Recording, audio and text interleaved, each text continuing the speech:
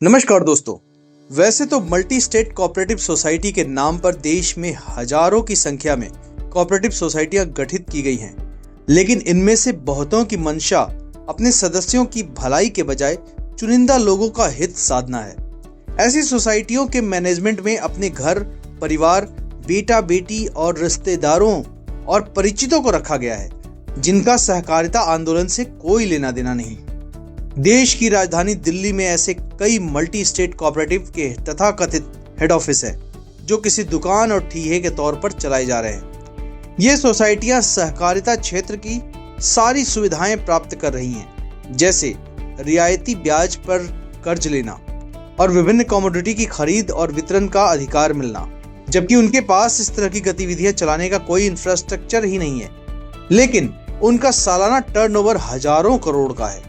सवाल उठता है कि भला ऐसा कैसे हो सकता है। इस वीडियो में हम आपको बताएंगे कि ऐसी कोऑपरेटिव सोसाइटियां कैसे काम कर रही हैं और किस तरह से गोलमाल कर हजारों करोड़ रुपए कमा रही हैं। दरअसल ऐसी मल्टी स्टेट कोऑपरेटिव सोसाइटियां सारा काम वेंडरों के माध्यम से कराती हैं और उन वेंडरों से आढ़तियों की तर्ज पर कमीशन एजेंट की तरह कमीशन लेती हैं।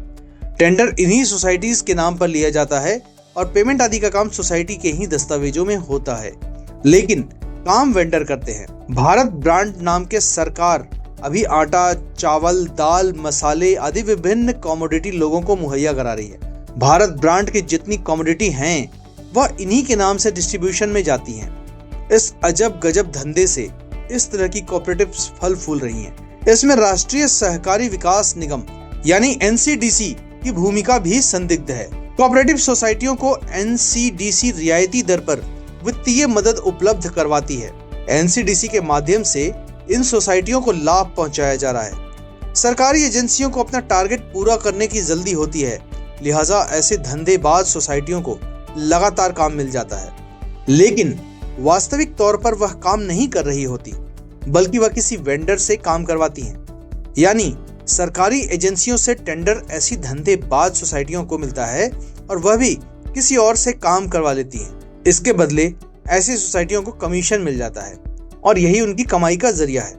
कोऑपरेटिव इंडिया के पास ऐसी कमीशन खोर 2 दर्जन से अधिक सोसाइटियों का डिटेल है, जो सहकारिता की आड़ में अपनी दुकान चला रहे हैं। इन सोसाइटियों के नाम देश में हजारों की संख्या में फर्जी एफपीओ भी खोले गए हैं, जिसमें दलाल टाइप के लोग खुलेआम अंजाम दे रहे हैं।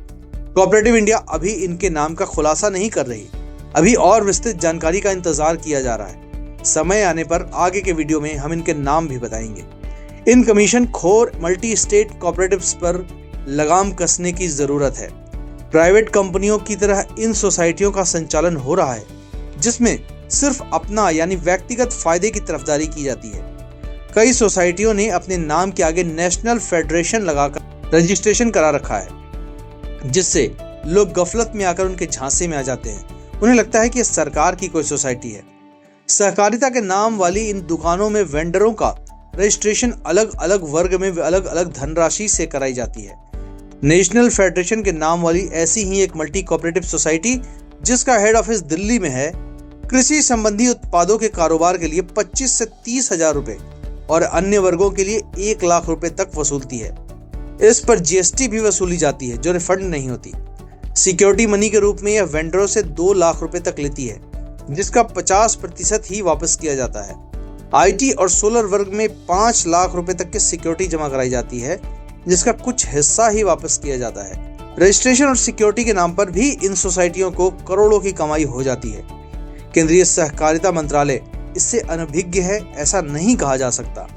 एनसीडीसी से लेकर उपभोक्ता मामले और खाद्य मंत्रालय भी इनके झांसे में आ जाते हैं, या फिर इन मंत्रालयों के अधिकारियों की भी इनसे मिलीभगत हो सकती है। इससे इनकार नहीं किया जा सकता।